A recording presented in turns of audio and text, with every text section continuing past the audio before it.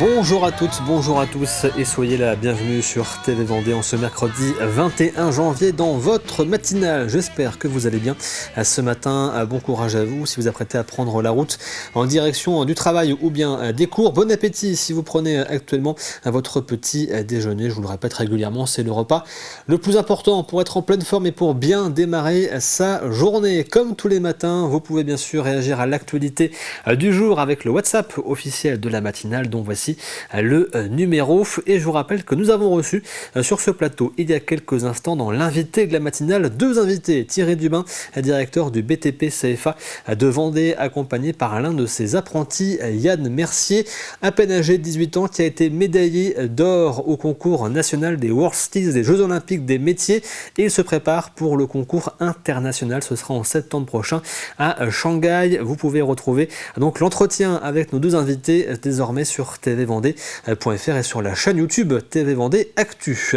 On fait maintenant un point sur votre météo en ce mercredi avec la pluie qui est présente dès ce matin sur l'ensemble du département. Comptez 7 à 9 degrés en ce qui concerne les températures. Dans l'après-midi, les conditions vont rester similaires, toujours de la pluie sur l'ensemble du département. Il fera encore doux avec 9 degrés dans les terres et 11 degrés sur le littoral. La Vendée est actuellement en vigilance jaune pour vagues, submersion, pluie, inondation et pour vent également sur une bonne partie de cette journée de mercredi. En ce qui concerne le vent, eh bien, les rafales les plus importantes seront sur le littoral avec jusqu'à 75 km/h d'annoncés pour aujourd'hui. On fait maintenant un point sur les horaires des marées en ce mercredi avec des coefficients assez importants, ce qui explique bien sûr cette vigilance jaune vague submersion. On commence par regarder donc les horaires des marées du côté de la Tranche-sur-Mer avec une première basse mer cette nuit à minuit 08. La prochaine sera à midi 29. La première pleine mer, c'était ce matin à 6h01. La prochaine à 18h16. Et donc coefficient de 84 à 85. Au niveau du passage du Gois, le coefficient sera identique. La première basse mer était à minuit 21. La prochaine, ce sera donc à midi 45. La première pleine mer était ce matin à 5h45. La suivante est prévue à 18h02. Le soleil, lui, ce matin, il se lève à 8h40 et il se couchera ce soir à 17h53. Et nous fêtons aujourd'hui les Agnès. Bonne fête donc à toutes. Et il est temps de faire ensemble un point sur l'actualité du jour. Voici le journal.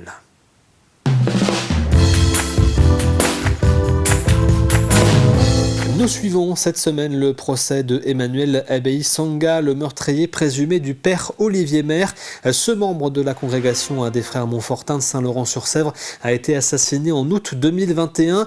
Hier se tenait donc la deuxième journée de débat à la cour d'assises de La Roche-sur-Yon. Une journée au cours de laquelle la famille de la victime a pris la parole pour la première fois à la barre du tribunal. C'est également ce mardi que le travail minutieux des enquêteurs par l'intermédiaire de plusieurs officiers de police judiciaire a été présenté à la cour. Florian Wozniak a suivi pour nous les débats au tribunal judiciaire de La Roche-sur-Yon. Je suis fatigué. Voici la justification d'Emmanuel Abeyi-Sanga à son absence lors du lancement de la deuxième journée de ce procès devant la cour d'assises de Vendée ce mardi matin. L'accusé détenu à la maison d'arrêt de La Roche-sur-Yon a tout d'abord refusé une sommation interpellative, l'invitant à rejoindre le tribunal de La Roche-sur-Yon pour assister au débat. Le Rwandais de 45 ans a alors été contraint de rejoindre le tribunal de La Roche-sur-Yon. Il est apparu dans les bras d'un officier de police judiciaire qui l'a alors déposé sur le banc des accusés. Ce sont alors tout d'abord des enquêteurs qui ont participé aux recherches et à plusieurs auditions qui ont tout d'abord pris la parole en présentant leur travail et notamment la scène de crime. Un moment fort pour la famille de la victime, c'est pourquoi l'association France Victime 85 est présente depuis le début de l'audience pour accompagner les personnes les plus fragiles. Oui, ils supportent difficilement la séance, ce qui peut se comprendre. C'est difficile pour eux, ça je crois. Alors nous, on est là que pour les soutenir un petit peu dans la mesure du possible. Les deux frères jumeaux d'Olivier Maire ont alors tour à tour pris la parole pour présenter la personnalité de leur frère, un homme discret, humble, d'une grande érudition et qui était heureux d'avoir choisi la vie qu'il avait menée. Ce qui vient de se passer est vraiment marqué par l'émotion, avec le témoignage des frères d'Olivier Maire, que j'ai trouvé l'un comme l'autre tout à fait remarquable, de dignité, de messages d'amour, de messages de fraternité. En cette fin de deuxième journée de procès, plusieurs questions restent encore en suspens. Quel objet a pu causer la mort du père Olivier Maire et surtout, quelles ont été les motivations de l'accusé? Des questions auxquelles des réponses pourront peut-être être données dès demain car l'accusé aura l'opportunité de présenter sa version des faits. La communauté professionnelle territoriale de santé Plaine et Marais organisait une journée en collectif ce samedi au Mesnil-Régnier. C'était une première. Une dizaine de stands proposaient différents ateliers aux personnes touchées par un cancer, qu'elles soient en traitement ou en rémission, mais aussi à leurs proches et à toute personne souhaitant s'informer. Les participants ont ainsi pu tenter de relever un défi santé en s'essayant à 3 activités, seuls ou avec des proches. Au programme, pilates, yoga, cross-training, conseils diététiques ou encore soins bien-être. TCAP qui signifie Team Kiné and Patient. C'est une association créée en 2022 d'un binôme soignant-soigné, donc d'une kinésithérapeute et d'une patiente, donc ma patiente avec moi. Du coup, cette association a pour objectif de faire partir en défi sportif tous les ans des binômes soignants-soignés, parce que le but après la maladie, c'est de se donner un nouvel objectif sportif pour se donner un nouveau défi, se dire qu'on est capable de faire autre chose après la maladie. Mais cette association aussi a pour but de faire découvrir sur le territoire toutes les activités qu'il peut y avoir pour les personnes atteintes de cancer en traitement et post-traitement. Donc en fait, tous les mois, on organise des activités découvertes pour voir pour que les gens osent essayer de nouvelles activités. Tout au long de la maladie, les personnes sont très accompagnées pendant leur traitement et après, ils se retrouvent un peu lâchés, ils ne savent plus quoi faire, parce qu'ils sont très bien accompagnés pendant la maladie, mais se retrouvent un peu seuls après la maladie, ils ne savent plus ce dont ils sont capables de faire. Donc du coup, ils ont besoin d'avoir un petit coup de pouce et nous, on les aide justement à retrouver confiance en eux. Direction la commune de Bois-de-Séné maintenant, où la SCOP des bâtisseurs chalandais a été honorée par le prix Moniteur de la construction 2025. Un prix décerné par le magazine Le Moniteur, spécialisé dans le BTP et la construction. Une distinction nationale qui récompense la qualité du savoir-faire de l'entreprise et son modèle coopératif, puisque dans une SCOP, ce sont les salariés qui détiennent la société. Sur les 47 salariés, dont 40 sont des sociétaires. Après la remise du prix à Paris fin 2025, les équipes du Moniteur sont venues en visite à Bois-de-Séné. La SCOP, c'est une entreprise qui ne se vend pas, qui se transmet de génération en génération. Donc on travaille beaucoup là-dessus, sur la transmission, sur la pérennité. Donc ça passe par la transmission des savoir-faire, donc la formation. Ça passe par le bien-être au travail, donc avec des engagements au niveau de la prévention et de la sécurité. Et puis tout l'aspect coopératif avec la vie sociale de l'entreprise, où on apparente plus l'entreprise à une grande famille plus qu'à une entreprise. C'est une distinction qui ne va pas forcément apporter plus de business parce qu'on s'adresse nous à du particulier. Pour autant, c'est une récompense qui satisfait aussi nos équipes. Quand quelqu'un nous fait confiance pour la construction de sa maison, il y a vraiment une prise en charge totale de son projet et maîtrisée. Et donc on lui propose un projet clé en main avec un cadre contractuel sur lequel il n'a pas de soucis particuliers. La communauté de communes Sud-Vendée Littoral a présenté son programme senior pour ce premier semestre 2026. Un programme riche en animations réparti sur l'ensemble du territoire, à Saint-Michel-en-Lerme, à Marus-sur-Laye, Nallier ou encore l'Aiguillon, la Presqu'île. Les inscriptions sont ouvertes depuis le 12 janvier sur le site de Sud-Vendée Littoral dans l'onglet Prévention Senior pour ceux qui veulent y participer.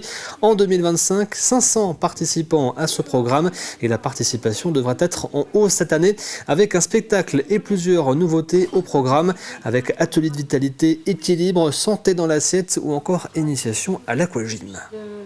Il y a une première activité d'initiation à l'aquagym qui se déroulera à Port-Océane à Luçon. Il y a une deuxième activité de sport santé en collaboration avec la Mutualité française. L'objectif, c'est de faire découvrir des activités sportives qui sont présentes sur Luçon avec les associations avec lesquelles on a collaboré. Et puis il y a une troisième activité de danse santé qui est proposée à La Tranche-sur-Mer avec une prof de danse qui propose de la danse adaptée sur un air de musique jazz. Ça permet aussi de tisser des liens sociaux qui sont très importants. On voit des gens se rencontrer pour la première fois, qui n'osaient plus sortir et qui, dans les ateliers qu'on propose et dont on va vous parler un peu, se rendent compte que se retrouver avec d'autres personnes, c'est bien. Retour maintenant sur un événement qui avait lieu à l'Arena aux Sables d'Olonne le week-end dernier, la grande finale nationale du Big Pro Series, une compétition française de jeux vidéo, un événement accessible à tous les amateurs de jeux vidéo, même non professionnels, avec des zones de jeux libres. Les visiteurs pouvaient également tester le rétro gaming avec des anciennes consoles et des bornes d'arcade pour découvrir l'histoire du jeu vidéo. C'est la première fois que les Sables d'Olonne accueillaient une telle compétition de e-sport. Louise Viadger s'y est rendue pour nous. Des manettes, des écrans, des visages concentrés ou amusés. Ce premier événement dédié aux jeux vidéo a attiré les familles, mais de l'autre côté, c'est la compétition. L'e-sport, en tout cas sur Clash Royale, donc le jeu auquel je joue, c'est surtout des compétitions en ligne en fait. Mais grâce à Big, on a pu avoir des LAN, donc des compétitions hors ligne, donc en présentiel en France. Ce qui est plutôt cool parce que ça permet à tous les joueurs en fait, qui échangent et qui jouent de base sur leur téléphone ou leur tablette de pouvoir se rejoindre sur un point et jouer tous ensemble. Big Pro Series, c'est le circuit de référence au sport mobile en France.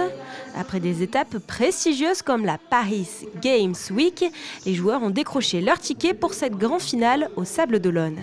J'ai toujours bien aimé compétition, être meilleur que les autres, c'est toujours quelque chose d'agréable, de gagner. Là, c'est un jeu en plus en équipe et l'esprit d'équipe, quand tu gagnes avec des personnes, c'est vraiment tellement agréable. Donc moi, c'est vraiment ça qui me plaît. J'ai un palmarès, je ne vais pas tout épeler, mais disons que sur l'année 2025, j'ai fini 17e meilleur joueur mondial. Donc ce qui est plutôt pas mal. J'étais aux portes des championnats du monde aux États-Unis, mais malheureusement, on n'a pas pu se qualifier. Mais ça reste du coup une belle étape sur cette année 2025. Plus d'une centaine de joueurs professionnels à la fois sur Brawl Stars et sur Clash Royale étaient réunis pour la première fois en Vendée. C'est très intéressant pour nous d'intégrer la convention LSO eSport puisque le but du circuit Big Series, c'est d'avoir un certain nombre d'étapes pour faire converger chaque gagnant vers une finale nationale. Et donc il est nécessaire en fait de mailler le territoire français. Et donc du coup la Vendée est une place forte qu'on a besoin d'un événement chaque année en Vendée. Et on est accueilli cette année par le LSO eSport, donc on est ravis. Ils ont pu nous accueillir malgré des retards de livraison apparemment de ce que j'ai compris du théâtre. Donc la convention était censée être bien plus grande que ce qu'elle est aujourd'hui. Donc on les remercie pour tout de même pouvoir nous accueillir et faire en sorte qu'on puisse jouer cette finale. Les gagnants rejoindront les finales internationales. Elles étaient organisées l'année dernière à Atlanta et à Stockholm. On termine ce journal par un mot sur le festival Ma Région Virtuose qui propose 160 concerts dans tous les pays de la Loire jusqu'au 25 janvier, notamment pour faire découvrir la musique classique. Et ce matin, rendez-vous au Sables d'Olonne à 11h avec un concert du Light Brass Band qui va se dérouler au marché des Halles éphémères. Donc rendez-vous à 11h au marché des Halles éphémères pour ce concert et vous pouvez retrouver toute la programmation du festival sur le site de la région Pays de la Loire. C'est la fin de ce journal. On refait maintenant ensemble un point complet sur votre météo avec la pluie qui est présente sur l'ensemble du département ce matin. Comptez 7 à 9 degrés pour la matinée. Dans l'après-midi, les conditions vont rester identiques. Toujours de la pluie sur l'ensemble de la Vendée. Comptez cette fois-ci 9 degrés dans les terres et 11 degrés sur le littoral. Je vous rappelle que le département est placé en vigilance jaune pour pluie, inondation, vent et vagues submersion. En ce qui concerne donc le vent, des rafales allant jusqu'à 75 km/h sont attendus, notamment du côté du littoral vendéen. Il est temps maintenant de passer au plus de l'info du jour.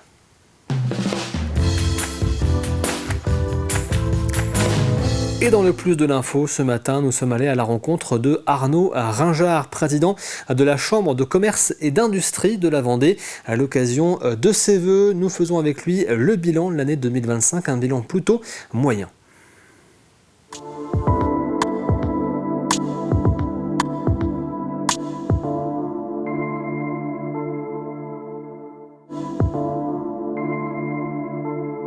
Il y a un an, lorsqu'on évoquait les perspectives de 2025, on était dans une vraie incertitude et finalement, l'économie ne s'est pas écroulée, faut pas noircir les choses, mais l'année 2025 s'est passée sans dynamique. Alors l'inflation est rentrée dans sa boîte, si je puis dire, donc c'est un point positif sur le moyen long terme. Après, l'activité a été, moyenne sur le territoire et là encore, il faut relativiser parce que le département de la Vendée reste un département assez dynamique, mais l'année s'est passée sans progression de l'activité. La saison touristique s'est bien passée, il faut commencer par les bons points, mais globalement, l'industrie n'a pas rebondi. On sait que l'industrie est un élément important sur le territoire qui irrigue aussi les services et les commerces. Nous avons affaire à des entreprises qui regardent le moyen long terme parce que ce sont pour la grande majorité des entreprises patrimoniales et donc le sujet il n'est pas de l'année considérée, il est la pérennité des entreprises et de ce point de vue-là, les entreprises ont conservé les forces vives qu'elles ont recrutées les années précédentes pour pouvoir rebondir lorsque ça viendra. Donc je dirais le cadre social et la situation économique de l'ensemble des Vendéens est restée assez positive avec des hausses de salaire qui ont compenser l'inflation. Alors chacun verra plus ou moins s'il a trouvé, mais en stat, entre l'inflation vécue et la hausse des salaires sur le territoire, les salaires ont suivi et le chômage n'a pas progressé quasiment sur le territoire. Donc c'est là où je qualifie que la situation a été assez résiliente. Je suis bien incapable de vous dire que 2026 va être une bonne ou une mauvaise année. Le fait c'est que les entreprises s'adaptent à ce contexte incertain et que finalement on voit que les dégâts sont relatifs. Et là encore, une pensée pour les entreprises en difficulté. Mais il faut aussi savoir qu'il y a beaucoup d'entreprises qui ont vécu des belles années sur 2025 et qui se projettent avec des gros projets sur 2026. Donc la diversité, là encore, de l'économie vendéenne, c'est le grand espoir de cette nouvelle année 2026. Les messages contradictoires, l'incertitude qui règne ces derniers temps en France ne favorisent pas des prises de décision, ne favorisent pas le développement des entreprises, inquiètent les consommateurs et donc ça aussi ça ne favorise pas. Et quand on rajoute l'incertitude et les problèmes mondiaux que l'on connaît tous, tout ça n'est quand même pas un cadre favorable. Cela dit, les entrepreneurs sont des gens qui ont le sens de la responsabilité et continuer à gérer dans ce contexte très incertain leurs activités. Et voici pour ce plus de l'info avec Arnaud Ringard, président de la Chambre de commerce et d'industrie. Il est temps maintenant, comme tous les mercredis, de parler de cinéma.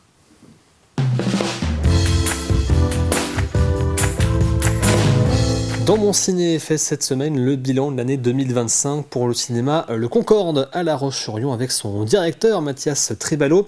Une année marquée par un léger recul de 2,3% des entrées. C'est loin du recul national de moins 13% dans l'ensemble des cinémas de France. En 2025, Le Concorde a proposé 490 films.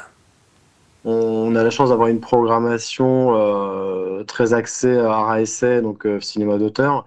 Et c'est vrai que du coup, on a un public extrêmement fidèle. Et nous, notre force, c'est d'avoir une offre très diversifiée. Et c'est vrai qu'on le ressent aussi dans les chiffres, puisque on n'a pas eu de gros moteurs comme l'année dernière. Donc voilà, avec le Comte de Monte Cristo, par exemple. Cette année, dans le top 5, on a Sirat, qui a été le film qui a rencontré le plus grand succès. Mais à côté, on a eu des succès moyens, entre guillemets, mais en tout cas qui ont été beaucoup plus nombreux, et ce qui permet de maintenir effectivement cette fréquentation à assez haut niveau. Et effectivement, c'est tout le principe même de notre cinéma, c'est de proposer un nombre important de films très différents. Donc 490 films, effectivement, c'est un volume assez important, de façon à offrir un large spectre du cinéma contemporain, mais aussi de patrimoine, et dans tous les styles, que ce soit documentaire, jeune public, animation, fiction. Donc voilà, donc l'objectif est de toucher des publics très différents, Et c'est ce qui semble fonctionner, en tout cas, encore cette année. Les chiffres sont bien sûr à prendre sans le Festival international du film, qui a connu aussi une très belle édition avec près de 28 000 spectateurs. Et pour le cinéma, donc qui dépasse les 104 000 cette année, effectivement, on organise énormément d'événements, donc en faisant venir beaucoup de cinéastes. Là, on avait Martin Jova dernièrement. Cette année, effectivement, les spectatrices et spectateurs ont pu échanger avec Costa Gavras, Wang Bing, Alex Poukin, enfin plein de réalisateurs très importants. Et on participe, on organise aussi beaucoup d'événements avec les associations locales. Donc hier, par exemple, on avait Soulèvement avec une salle comble encore pour ce film qui parlait du mouvement et soulèvement de la Terre. Et ça aussi, on est très attaché à ce que le cinéma soit un lieu de rencontre, de débat, de questions de société. Et ça, effectivement, c'est quelque chose qui fonctionne bien. Alors, on le fait parce que déjà, ça permet d'avoir une offre très diversifiée, mais aussi que ça permet de toucher des publics qui viendront spécifiquement pour le sujet aussi du film. Quand on voit en tout cas le calendrier des sorties, notamment des sorties des films US, qui sont quand même des films porteurs, les films des États-Unis, on est plutôt rassuré de l'année qui arrive, quoi. Donc maintenant, forcément, on va prendre ça avec des pincettes, puisque ça dépend de beaucoup de choses, et notamment aussi malheureusement du contexte aussi international et national. Mais il est vrai qu'on voit beaucoup de sorties cette année qui pourraient effectivement apporter un certain public. Alors, je pense notamment pour nous, au prochain film de Steven Spielberg qui va sortir, prochain film aussi l'Odyssée de Christopher Nolan, à titre d'exemple, qui sont des films très attendus et qui pourraient effectivement attirer beaucoup de monde en salle. Donc pour nous, c'est surtout ces sorties-là qui vont être en priorité. Puis après, on va continuer forcément notre travail de proximité et puis surtout essayer de créer de nouveaux événements aussi, plus à destination du public jeune, public 15-25 ans. On a aussi beaucoup travaillé autour de la famille sur l'année 2025. Donc on a développé notre offre à destination des plus jeunes. Et là, cette année, on veut s'y attaquer un peu plus encore la partie, on va dire 15-25 ans, qui est une partie plus délicate à faire venir en salle, à part sur les blockbusters. Mais ça, on va y travailler avec notre équipe, notamment avec la médiatrice et puis le programmateur pour travailler sur des événements spécifiques autour de ce public-là. Et merci à Mathias Tribalo, directeur donc du cinéma Concorde à La Roche-sur-Yon, pour son bilan de l'année 2025. Voici maintenant l'extrait du jour.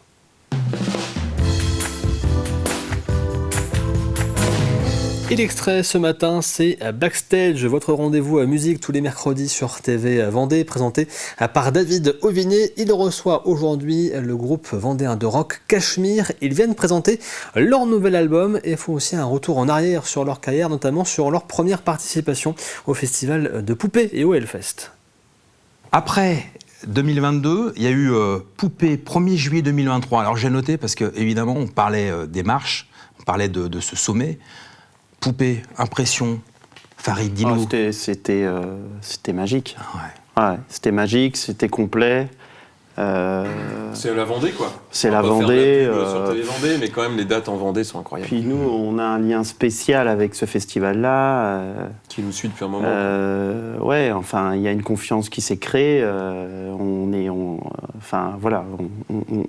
est hyper reconnaissant de ce qui s'était passé. Et d'ailleurs, on a sorti un live suite à ce... Ouais, sur YouTube. À ce concert-là. Ouais. Mais c'était vraiment un souvenir, super souvenir. Je me souviens qu'après, il y avait Airborne, c'est ça ? Ouais. Waouh. Ouais. Non, c'était chouette. Est-ce que c'était mieux que le 20 juin 2025, Hellfest ? Mieux, il n'y a pas de date mieux ou moins bien, c'est différent. Ouais. Poupée, on avait plus un public conquis qu'au Hellfest. Le Hellfest, on jouait le matin, on jouait 30 minutes. C'était des conditions où c'était c'était très très court et du coup beaucoup plus de stress. Et aussi le Hellfest cette année, enfin pour 2024, c'était une programmation plus mainstream. Et vous retrouvez donc ce nouveau numéro de Backstage avec Cachemire aujourd'hui sur TV Vendée. Il est temps maintenant de passer à Café Cuisine.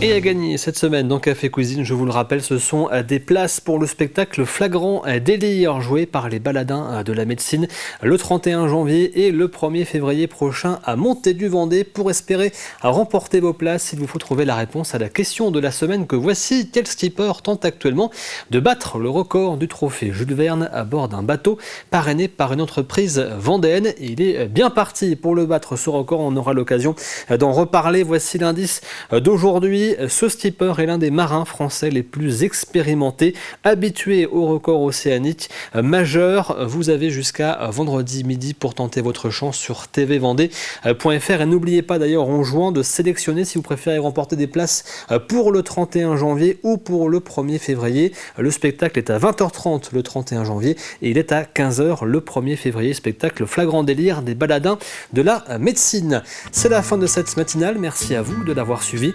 L'actualité revient bien sûr à 12h30 avec le journal présenté par Aurélien Huard. Quant à moi, je vous retrouve demain, même lieu, même heure. Passez une excellente journée devant TV Vendée bien sûr.